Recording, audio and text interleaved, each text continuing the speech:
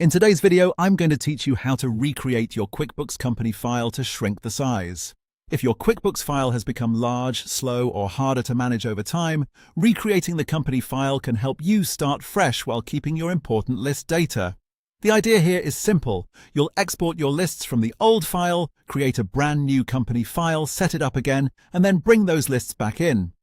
After that, you'll manually re-enter any open transactions that still matter going forward. To begin, export your lists from the current company file.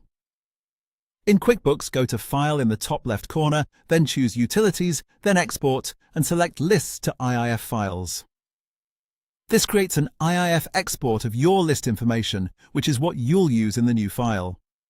As you do this, make sure you save the exported file somewhere easy to find, because you'll need it again in just a moment. Once your lists are exported, the next step is to create your new company file. Go back to File in the top left corner and select New Company.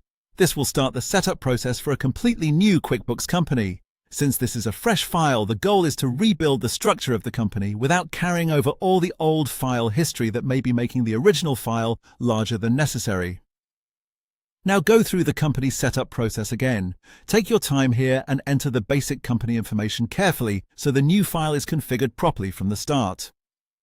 This part is important because it lays the foundation for everything you'll do next. Even though it may feel repetitive, setting up the company correctly helps avoid cleanup later. After the setup is complete, import your old lists back into the new file. To do that, click File, then Utilities, then Import, and then IF Files. From there, select the IF file you exported earlier. This brings your list data into the new company file, helping restore the structure you were using before, such as customer, vendor, and other list information contained in that export.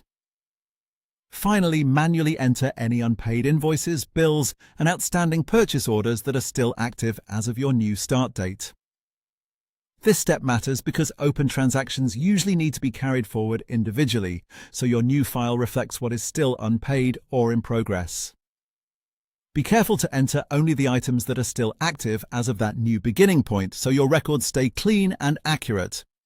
That's the process for recreating your QuickBooks company file to reduce file size and give yourself a cleaner starting point.